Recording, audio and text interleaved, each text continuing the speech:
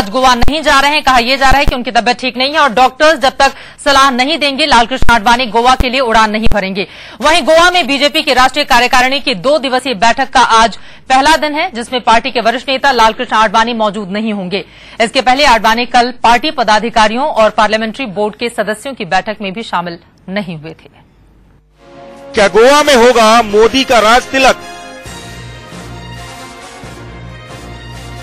2014 में बीजेपी में चुनाव प्रचार की कमान किसके हाथ में होगी?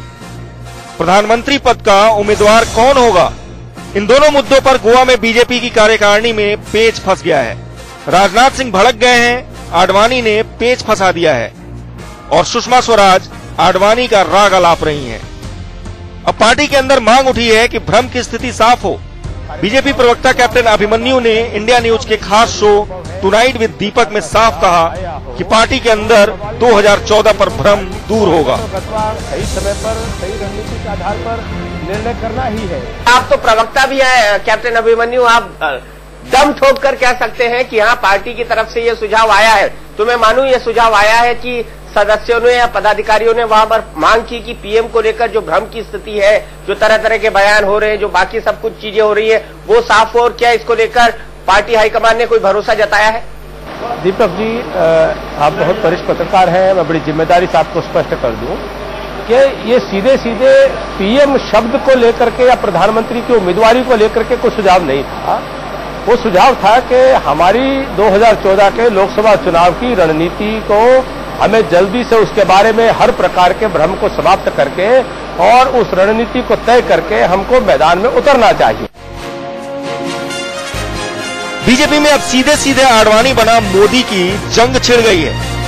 मोदी को बीजेपी का चेहरा बनने से रोकने के लिए आडवाणी गुट ने मोर्चेबंदी शुरू कर दी। गोवा के मुख्यमंत्री ने बैठक शुरू होने से पहले मोदी के समर्थन में बयान क्या दे दिया कि आडवाणी अचानक बीमार हो गए। आडवाणी ही नहीं, एक के बाद एक 3 बड़े नेताओं की बीमारी की खबर आई। उमा भारती बीमार पड़ गई, जसवंत सिंह की तबीयत बिगड़ गई, शत्रुघ्न सिन्हा भी बीमार पड़ गए। इसी बीमारी पर कांग्रेस ने चुटकी ली। रेणुका चौधरी ने कहा गोवा में एक नई बीमारी फैली है। मैंने कहा कि नई बीमारी फैला हुआ है शायद गोवा में, तो गोवा का मुख्यमंत्री जी को मैं सलाह दे रही हूँ कि इसको बीमारी शायद निमोनिया का जैसा नमोनियाइटिस कुछ होगा, तो इलाज जल्दी करवाएं, नहीं तो टूरिज्म पे असर पड़ेगा गोवा में।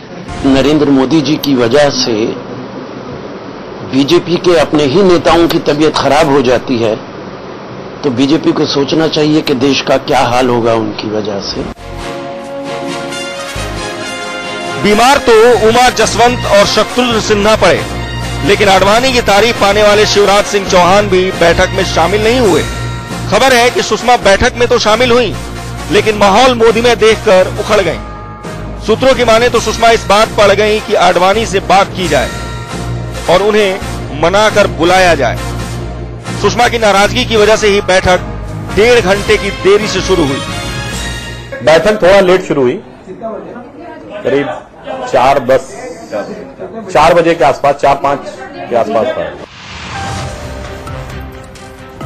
सूत्रों के मुताबिक गोवा की बैठक को मोदी में बनाए जाने पर आडवाणी नाराज हैं। वो मोदी को चुनाव प्रचार अभियान समिति की कमान सौंपने के भी खिलाफ हैं, लेकिन माहौल को मोदी में देखते हुए उन्होंने सलाह दी कि मोदी को चुनाव प्रचार अभियान समिति का मुखिया बनाया जाए, लेकिन विधानसभा चुनाव के लिए अलग अभियान समिति बनाई जाए। हालांकि पार्टी को ये मंजूर नहीं।